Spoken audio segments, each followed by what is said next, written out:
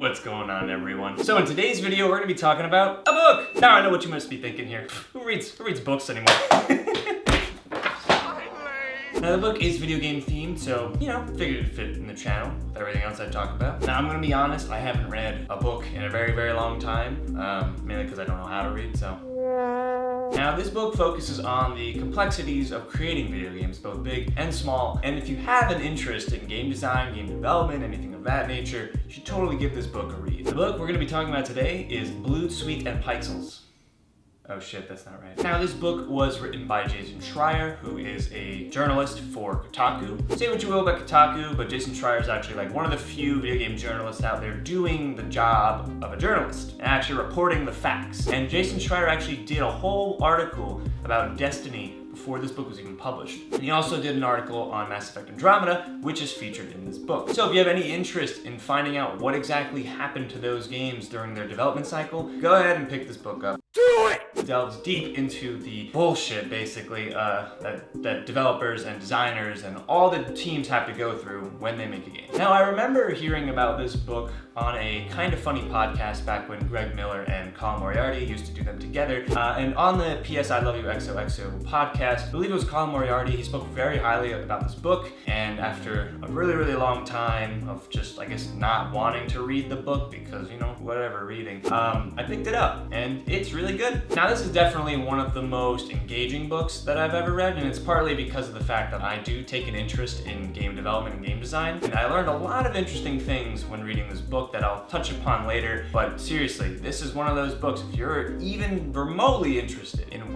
what these people gotta go through, what these artists have to go through to create interactive experiences, this is the book. So this book features 10 chapters with 10 stories of 10 games, and the titles range from the huge AAAs like Uncharted, The Witcher, Diablo 3, and then you've also got your smaller indie titles like Stardew Valley, which is personally like one of my favorite chapters of the entire book. When you read the Stardew Valley chapter, you will have such a profound appreciation for the guy behind the game. It's just one dude, he scored it, he coded it, he designed, it's insane that and inspirational that people like this are out there and they just have such a passion for games and they're able to do what they can do. So the Stardew Valley chapter is excellent. So this book kind of just covers big and small. Everyone's going through the same thing, everyone's stressed as hell, and everyone loves what they do, and they put a lot on the line for it. The last chapter of this book is, the last chapter of this book talks about Star Wars 1313. If you guys remember this, it was the LucasArts, Lucas Entertainment Star Wars game, basically. It's cool hearing about what was gonna be in this game,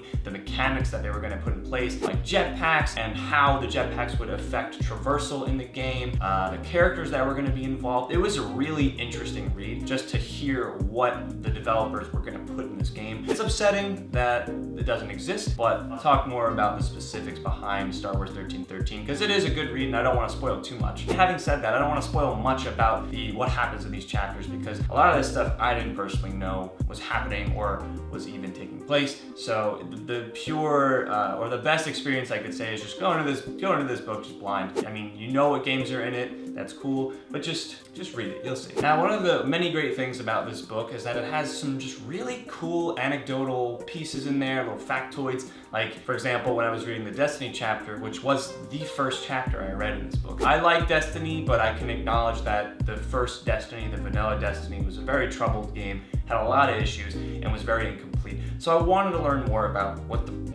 what happened to Destiny. And what happened to Destiny was just a lot of stuff. Bungie was developing the first couple levels for Destiny, and it turns out that Destiny was looking very similar to Blizzard's Titan game, or as it's known now as Overwatch. So Overwatch and Destiny shared a lot of similarities at first, and there were also pieces of information about Dragon Age Inquisition, mainly about how difficult the Frostbite engine was to develop on, and we know this from Anthem, and we know this from all these other examples. The Dragon Age Inquisition team had to script in and write code for basic functions because this game engine was developed for Battlefield, which is a first-person shooter, but that was not what Dragon Age Inquisition was. It was a third-person RPG, which uses inventory systems, a third-person camera, and all these other different mechanics that were not in place for this engine, So BioWare had to go and script in these individual features that are kind of common in place for Unreal Engine, Unity, and things like that. So it's a really interesting read for a number of reasons. So one of the quotes that really stuck out to me in this book was basically that it's a miracle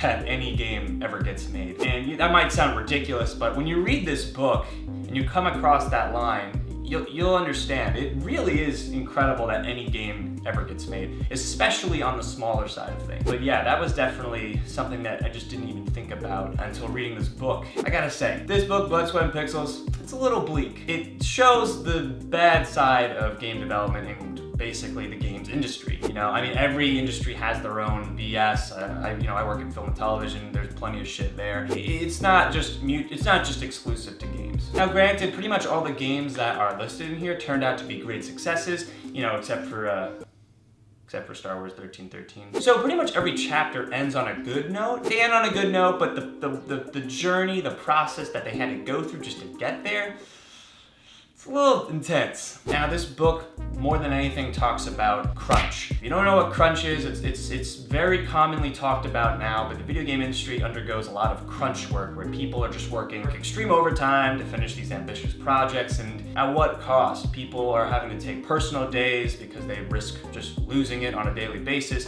So it's just a very stressful process overall. And we've heard about the crunch in games industry for, like I said, Anthem.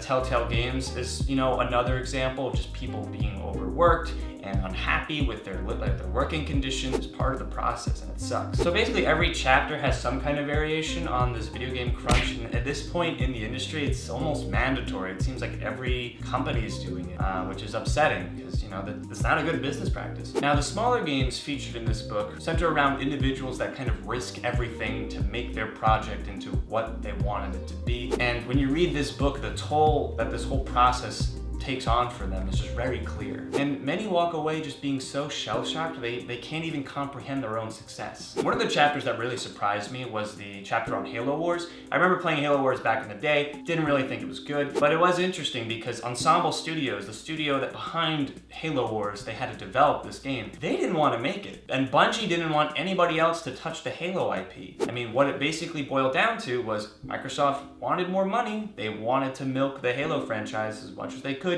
So they said, hey, Ensemble, don't do that thing you wanted to do this shit instead. And then we have Halo Wars. So yeah, Halo Wars was an interesting chapter because I personally didn't like the game. And it turns out the developers didn't even want to make the game. So there you go, that explains a lot. But seriously, the most tragic story would have to be the Star Wars 1313 story, just because of all the potential that was there. But just hearing what the studio had in mind for the game, it sounded really cool. About bounty hunters, new settings, these like grungy industrial worlds, and it just sounded really up my alley. Fortunately, Disney acquired Lucasfilms and LucasArts and Lucas Entertainment, basically everything, because Disney buys everything. But basically, Disney acquired Lucasfilms, and they just didn't know what to do with the interactive media department.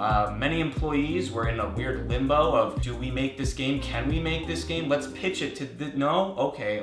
So they tried to pitch this game to Disney execs and they just didn't really get it, or maybe want to get it, I don't know. But Disney just didn't know what to do with this particular branch. I think if you are a fan of games, you kind of need to read this because it'll help you understand why things take as long as they do. And it's not always on the developers. There's just so much other stuff going on when it comes to making a game. It's upsetting at times, but it is the harsh reality that we live in. I think the main reason also I was just really fascinated with this book was there was a lot of crossover between video games and the movie and television industry.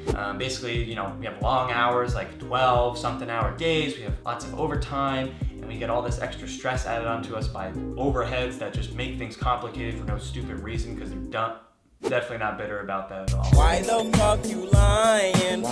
Why you always lying? Oh my god, stop fucking lying. It's one of those things when you work in entertainment, I guess that's how it goes, So the way the book is broken down is it's just a bunch of interviews composed by Jason Schreier. So it's a lot of just like back and forth at times, as well as Jason Schreier just like kind of sprinkling in these little details about the studios and about the games industry. So if you really aren't versed in the games world, Jason Schreier does a good job of just like making you understand what it is that you're reading about. And while that might not sound super entertaining or engaging to read, you'll be surprised. There are some chapters in here I ended up just blowing through. What would wind up happening was I'd come home and read a chapter a day, I would say to myself, I'm gonna read Destiny, I'm gonna read Halo Wars today, I'm gonna read Stardew Valley today. So I ended up just looking in the table of contents and being like, I'm gonna read this today, I'm gonna read this today. So I went out of order, which is kind of weird, and I have never done that for a book, but for something like this, where it's just a bunch of interviews, it's kind of nice, very digestible, very fascinating to read. So I mean, like, I don't know. Now, I just wanna say real quick, as I get to the end here, this is a very important book, in my opinion. It's incredibly interesting, and should be a read for people that just quickly bash games for their bugs or their glitches, because, you know, it is not that easy, guys. Now, I'm not saying that failures in finished games are excusable, because they're not, they really aren't. I mean, 20 years ago, you got a disc, there was no day one patch. However you ship that game is how you ship that game. I also feel like when you read this, it makes things more understandable as to why certain games ship the way that they do. And it's just some bad business practices and some stupid overhead and just poor management at times. And I think that's what we're seeing more of nowadays, because this is the trend. This is what's happening. Honestly, I never thought I would do a book review ever, especially not on this channel. If you don't want to read a book and you'd much rather watch a movie that kind of tells you more about the stuff that happens in game development, you guys should check out the Indie Game Movie. But that movie is about like Fez and Super Meat Boy and Braid. So like it's mostly indie games, as the title would suggest, but still touches upon the same things as this book. But I just think this is cooler because it talks about indie games and AAA games. So yeah, thanks guys for watching, and hopefully I'll see you all on the next one.